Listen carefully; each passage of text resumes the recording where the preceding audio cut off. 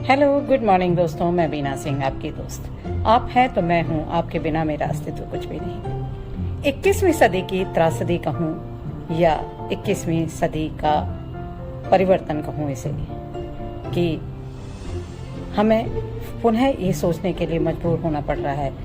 आज मैं आपके सामने एक चर्चा लेकर आई हूं कि हमारे पारिवारिक दायित्वों का किस तरह से हनन हो रहा है। जब एक 91 साल के बुजुर्ग अपनी पारिवारिक पीड़ा को लेकर के व्यथित होते दिखाई दिए, तो मैं ये सोचने पर मजबूर हुई कि 21वीं सदी विकास की सदी है या पारिवारिक संबंधों के टूटने की सदी है। नैतिक मूल्यों का जो पतन हो रहा है, उन नैतिक मूल्यों को पुनः स्थापना करने के बारे में सोचना जरूरी हो जाता है। आजकल मैं देख रही हूँ समाज में कि 50 प्लस के जो अधेड़ हैं वो अपने पारिवारिक दायित्वों से पीछा छुड़ा रहे हैं। 92 ईयर के बुजुर्ग रोते हुए अपने पुत्र और पुत्रवधू की व्यथा बता रहे थे। वो कह रहे थे कि मेरी पुत्रवधू मुझे डांट देती है। किस बात के लिए डांट देती है? इस बात के लिए डांट देती है कि आपने अपने पुत्र को कोई संस्कार नहीं दिए। वो अपनी पत्नी को हर्ट करते हैं और बच्चों पे ध्यान नहीं देते हैं। वो पारिवारिक दायित्वों को नहीं उठा रहे हैं। फिर उसका एक सूत्र उन्होंने बताया कि अगर आपको परिवार को मजबूत रखना है, अपनी पत्नी को खुश रखना है, तो आपको ये करना चाहिए कि आप अपनी पूरी सैलरी ले जाके वाइफ के हाथ में रख दो और उसको ये सौंप दो कि आप जानो आपको कैसे अपना घर चलाना है। लेकिन आजकल ऐसा नहीं हो पा रहा है क्योंकि सारा सिस्टम ऑनलाइन हो गया है। वेतन आपके बैंक खाते में ही जाता है। पहले जो नगद वेतन मिलता था तो एक पति अपनी पत्नी के हाथ में ला करके वो वेतन देता था, जिससे उसको संतुष्टि होती थी। वो अपने पारिवारिक दायित्वों को निभाने के लिए उसकी प्लानिंग करती थी, उसका मैनेजमेंट करती थी। लेकिन ऑनलाइन व्यवस्थाएं होने से वो सब चीजें खत्म सी हो गई हैं, क्योंकि ना तो पत्नी को पता होता है कि पति का क्या वेतन हो रहा है, आ रहा है, ना पति अपने पैसे को पत्नी को देता है। धीरे धीरे ये समस्याएं बढ़ती जाती हैं। पत्नी को भी पति से बार बार मांगने में हेजिटेशन होता है। लेकिन बच्चों की, परिवार की, माता पिता की ये जिम्मेदारियां बनी ही रहती हैं। वो बता रहे थे कि उनकी एक पोती है, वो भी उनको पूरा आदर नहीं देती है। क्यों नहीं देती है? वो इसीलिए कि उन्होंने उनके पिता को कोई संस्कार नहीं दिए। लेकिन मैं ये कहना चाहूंगी कि हम इतने उच्च शिक्षित हो गए हैं और ईश्वर ने हम सबको एक इंडिविजुअल के रूप में विकसित किया है। हर एक व्यक्ति एक इंडिविजुअल आइडेंटिटी है।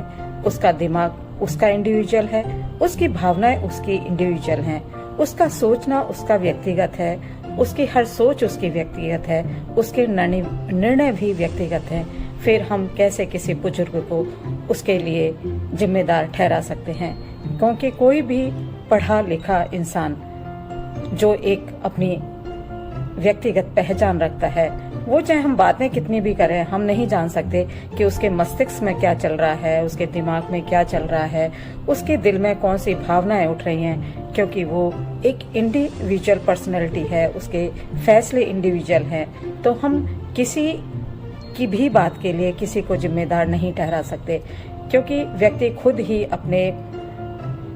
अपने कर्मों के लिए जिम्मेदार होता है और उनको उसको भोगना ही पड़ता है। ऐसे बहुत सारे प्रकरण मेरे सामने हैं जहां 50 प्लस के दंपतियों में पारिवारिक बिखराव की परिस्थितियां पैदा हो गई हैं। पत्नी की आशाएं बढ़ गई हैं, या ये कहें कि अब स्त्री आसमान में उड़ान भरने के लिए तैयार है, उसकी महत्वाकांक्षाएं बढ़ रही हैं।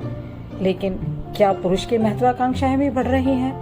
पुरुष की क्या महत्वाकांक्षा हो सकती है, यह सोचने की बात है। श्री राम ने एक आदर्श समाज में स्थापित किया था एक पत्नी विवाह का। लेकिन आजकल का सामाजिक सिनेरियो जो मुझे दिखाई देता है, उसमें हर पुरुष चाहता है उसके शायद 2-4 पत्नियां हो जिनसे वो संतुष्ट हो, लेकिन यहाँ पुरुष की क्या विडंबना है कि वो अपनी पत्नी से संतुष्ट न होकर दूसरी महिलाओं की ओर आकर्षित होता है। स्त्री और पुरुष के बीच आकर्षण था, है और रहेगा और रहना भी चाहिए, क्योंकि स्त्री और पुरुष का आकर्षण ही सृष्टि को चलाने के लिए, उसको बनाने के लिए बहुत ही आवश्यक है।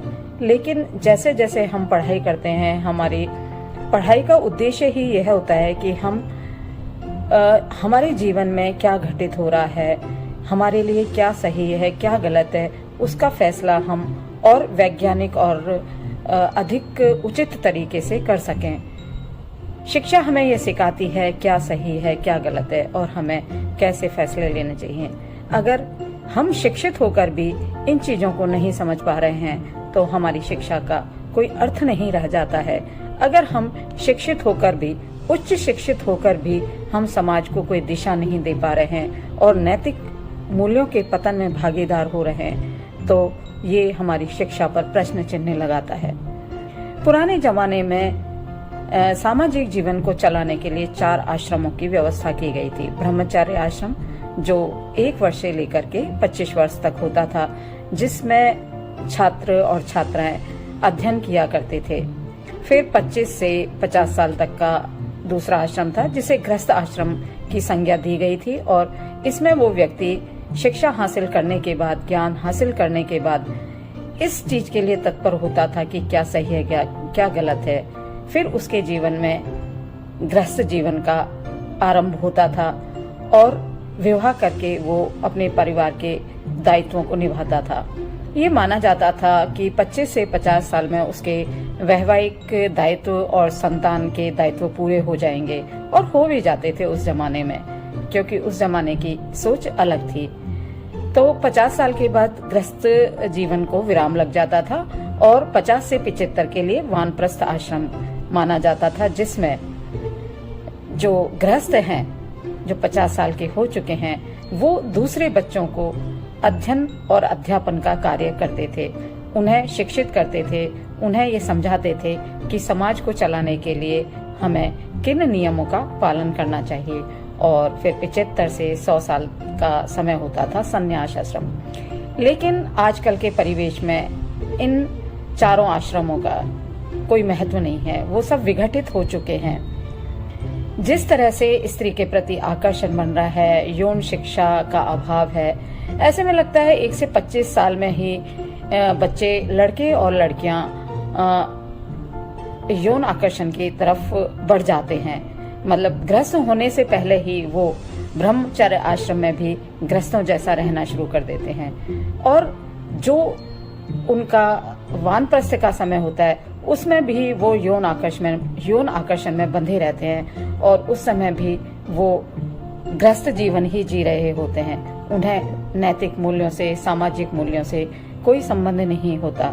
तो हमें समझना पड़ेगा कि क्या यौन आकर्षण ही जिंदगी में अहम है, या हमारे अपने सामाजिक शिष्टाचार, हमारे नैतिक मूल्य, हमें अपने बच्चों को कैसे चलाना चाहिए, जो शिक्षा हमने ग्रहण की है उसकी क्या अहमियत है। अगर हमें केवल यौन आकर्षण में ही बनना था तो हम क्यों शिक्षा ग्रहण कर रहे हैं? क्योंकि यौन आकर्षण तो जानवरों में भी होता है, तो जानवर तो शिक्षा ग्रहण नहीं करते, वो तो कोई परिवार नहीं बसाते। तो हमें अगर ऐसा ही रहना था तो हमने उच्च शिक्षा क्यों हासिल की? हमने क्यों और सही और गलत के दायरों में बंधे हुए हैं? शिक्षा वह है जो हमें सामाजिक उत्थान की ओर प्रेरित करती है, हमें जीवन से बड़े जीवन उद्देश्य देती है। हमारे जीवन का उद्देश्य हमारे जीवन से बड़ा होना चाहिए, तभी जीवन की सार्थकता होती है।